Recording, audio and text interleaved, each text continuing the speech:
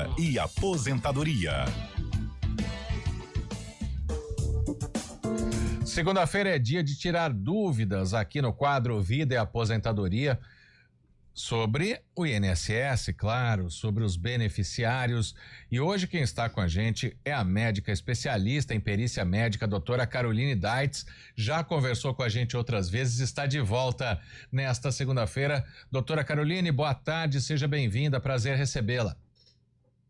Uma boa tarde a todos, eu que agradeço o convite de estar aqui hoje falando desse tema que eu sei que gera muitas dúvidas e que a maior parte das pessoas, quando enfrenta toda essa burocracia, né, tem um grande sofrimento e dificuldade de achar informações fáceis. Exatamente, porque quando algum auxílio é negado pelo INSS e muitas vezes o beneficiário não tem condições aí de ter outro tipo de renda, ele acaba entrando muitas vezes em desespero, né, doutora Caroline? Então a gente queria saber, né, como que esse processo pode ser reavaliado.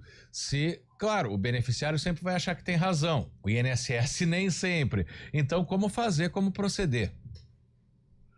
É importante que se entenda os motivos até do porquê que foi negado. Se foi uma falta de documentação ou se foi uma doença que não tenha repercussão suficiente para causar uma incapacidade, né, para gerar um afastamento do trabalho ou para gerar uma aposentadoria. Às vezes, a própria falta de documentos, né? Então, essa dificuldade de comprovação, apesar de que o perito não deveria necessariamente se apoiar apenas nos documentos, mas também no que ele avalia no exame dessa pessoa. Então, ela pode recorrer administrativamente, direto no INSS, ou judicialmente, e aí ela vai passar por uma nova perícia. Doutora, boa tarde. E quando se trata dessa documentação, quais são os erros mais comuns, né, que as pessoas cometem na hora ali de apresentar a documentação necessária para a perícia, para o INSS também? Muitas vezes as pessoas levam documentações incompletas ou às vezes pecam pelo excesso e levam documentos que não são necessariamente os documentos que são importantes para o perito. Levam documentos referentes a doenças que não estão relacionadas com a incapacidade atual, ou fazem até mesmo exames desnecessários, né, tentando comprovar alguma doença. Então, é importante saber que os documentos atualizados, né, eles são imprescindíveis, mas para alguns documentos eles são chave, né? Então, assim, para uma data de início de diagnóstico, não necessariamente precisa ser o documento mais atualizado, mas o documento da data que comprova quando foi o diagnóstico daquela doença. Então, são vários detalhes que se encaixam em cada tipo de caso. E a perícia médica judicial, que você pode explicar para a gente, né? Por quando a pessoa deve requerer essa perícia judicial? Já é no caso de ter tido o auxílio negado ou já pode pedir de primeira, entre aspas, para ganhar tempo? Queria que você explicasse isso para o beneficiário, doutora. Não dá para pedir de primeiro ainda, né? Tem que ter a negativa administrativa lá na agência do INSS. Alguns advogados usam a estratégia de, na primeira negativa, nem recorrer administrativamente, ou recorre administrativamente, ao mesmo tempo já entra na via judicial para não perder tempo. Mas seria uma segunda perícia, digamos assim, um ambiente que é diferente do INSS, e que é onde o perito ele pode entender de uma forma com um aprofundamento maior aquela doença, uma perícia que tem que ser mais detalhada, que o perito, então, ele pode considerar situações que, às vezes, o primeiro perito não considerou, né, pelo fato de ser uma perícia administrativa muito seca, vamos dizer assim, né, que segue muito critérios rigorosos. Ali na parte judicial cabe mais discussões, né, então abrir um pouco mais o leque de possibilidades e também quando a pessoa pode ganhar um pouco mais de tempo e juntar documentos que possam ter sido a causa lá na parte administrativa da negativa desse benefício. Em todos os casos é o advogado que tem que entrar com esse pedido, doutora. O próprio beneficiário, ele não tem essa condição? Não, não necessariamente, não é obrigatório o advogado. Mas como é um procedimento bastante burocrático, né? Então, na maior parte das vezes, as pessoas acabam recorrendo ao advogado. Mas na Justiça Federal, esses casos, assim, dependendo do valor, né, que está envolvido, como são valores um pouco menores, então eles podem, né, através do Juizado Especial Federal, fazer esse pedido.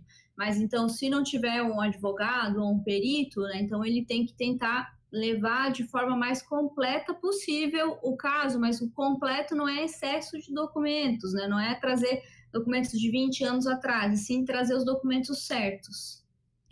Doutora, para que a perícia ali seja bem sucedida, né, para quem está tentando o benefício, o diagnóstico de um problema de saúde ali apresentado em documentação também, ele basta para ter essa resposta positiva, ou a pessoa tem que comprovar o quanto aquela doença pode ser restritiva ali na hora de que ela desenvolva o trabalho? E pergunto mais, se é um problema ali de saúde mental, por exemplo, como é que isso pode ser comprovado ali para o médico no momento da perícia? Isso é uma dúvida muito frequente e as pessoas confundem isso. Então, ter uma doença não significa ser incapaz para o trabalho. O que precisa ser avaliado é o quanto essa doença está repercutindo na vida, nas funções laborais daquela pessoa, né? Na sua interface ali com o trabalho mesmo. Então, né, ela tem que entender qual enquadramento que ela vai ter. Então, na doença mental, por exemplo, tem várias situações, né? Os quadros mais graves têm idas e vindas de trocas de medicações. Então, assim, muito provavelmente vai ter um acompanhamento com um especialista, né? Um psiquiatra. Outras vezes não, às vezes pode ser o médico do postinho, né, que acompanha, o médico da saúde da família, mas sempre tem uma história, né, que acontece do desenvolvimento e da evolução daquela doença. Então, as doses das medicações, então, elas nos dão um indício, né, do quanto aquele tratamento é refratário, da quantidade de vezes que teve que ser trocada. Doenças que estão mais estáveis, né, elas geralmente têm as medicações já estão mantidas há bastante tempo, então isso indica que os sintomas provavelmente, né, tendem a uma estabilidade, e essa pessoa provavelmente consegue conviver com a sua doença e manter uma funcionalidade. Então, o perito ele vai se baseando em vários desses indícios, né, para conseguir construir uma linha de raciocínio. Então, por isso que a documentação que mostra toda a história do tratamento, da evolução desse quadro, né, falando principalmente da doença mental, é o mais importante. Mas a gente não pode garantir também que com a perícia judicial o beneficiário vá ganhar, né? O INSS pode procurar algum problema aí, né, doutora?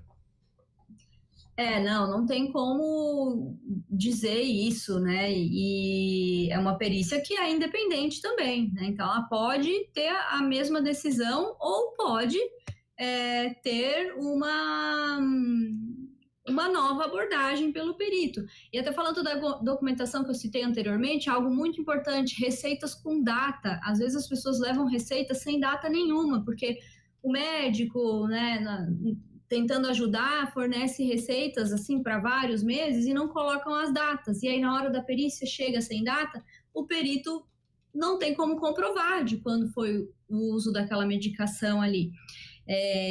Então, essa nova perícia judicial, ela pode ou manter a decisão daquele perito, né, ou ela pode, né, demonstrar o porquê que aquela pessoa, não, ela tem sim direito a um benefício, e também o juiz, mesmo olhando duas perícias que podem ser negativas, o juiz pode olhar para aquele caso, e isso geralmente, né, tendo um perito particular contratado, que mostra também o lado mais de quem está fazendo a perícia ali, ele pode ajudar, né, a mostrar melhor para o juiz o porquê que aquela pessoa tem essa incapacidade, porque muitas vezes o perito olha critérios da doença e deixa de avaliar a funcionalidade daquela pessoa de uma forma mais aprofundada. E se a gente consegue mostrar isso para o juiz, ele pode levar em consideração, né, e conceder um benefício, mesmo o perito tendo, né, negado na perícia.